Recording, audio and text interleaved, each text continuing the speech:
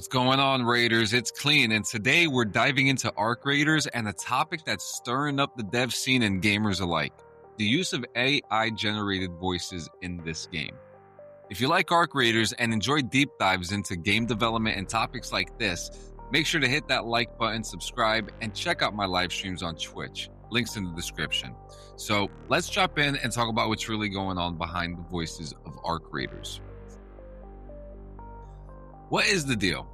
With Arc Raiders, studio behind it, Embark Studios, confirmed that while they didn't use full-blown generative AI for every part of the game, they did use text-to-speech, TTS. They used these tools as part of their workflow for some voice content. Embark's Chief Creative Officer Stefan Strandberg said, "We use a combination of recordings of real actors in TTS, so that's true for this game as well." And on their Steam page for Arc Raiders, there's even a disclosure that reads, "During the development process, we may use procedural and AI-based tools to assist with content creation." So yes, AI voice tools are officially part of the pipeline, and that's where all this debate started. Here's how the voice actors fit into this. They hired professional voice actors for recording sessions. Those recordings were then used to train their in-house TTS systems. The key part is that the actors' contracts included a clause giving the studio permission to use their recorded voice data for that purpose. And according to a PC Gamer report, it's part of the contract that we use AI for this purpose, and that allows us to do things like our ping system.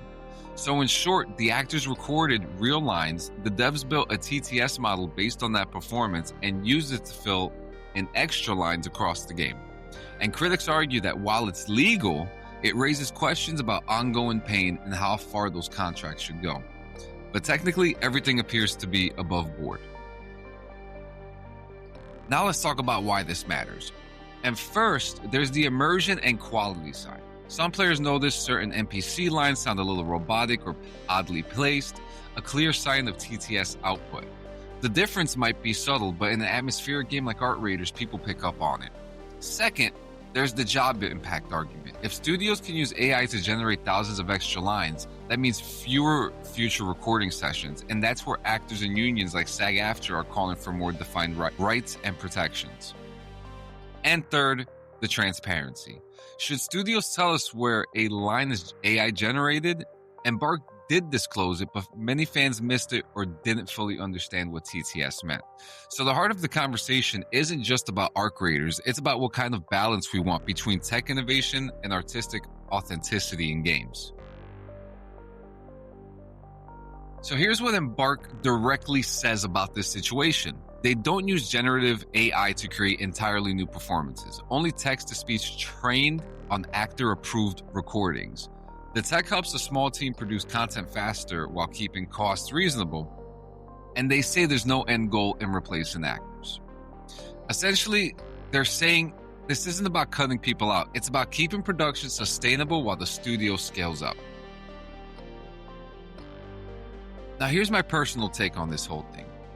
I've messed around with AI models myself recently, and once you do that, you start to understand two things: how easily it can be abused, but also how powerful it can be when it's used as the tool it's meant to be. For me, I don't feel like it breaks immersion in Arc Raiders at all, and honestly, I don't see any wrongdoing here. Everything we've seen says it's written into the actors' contracts, and unless one of them comes out publicly against it, we have to assume everyone involved agreed to how their voices are being used. I'm all for using AI to improve your product if it's done properly. And AI has the potential to help a lot of industries, especially gaming, without stealing anyone's likeness or voice. And the way Embark is doing it actually seems like the best possible way. Using it to help speed up content drops, updates, and fill in smaller parts of the world while still respecting the actor's original work. Think about it. These actors have busy schedules, and if AI can help the devs build out the game world faster while still keeping everything above board and fair, then I'm all for it. And as long as everyone's on the same page and in full agreement with what's in those contracts, I think this is the right path forward. Artificial intelligence can be a powerful ally when it's used responsibly, and in this case, it seems like Embark is doing just that.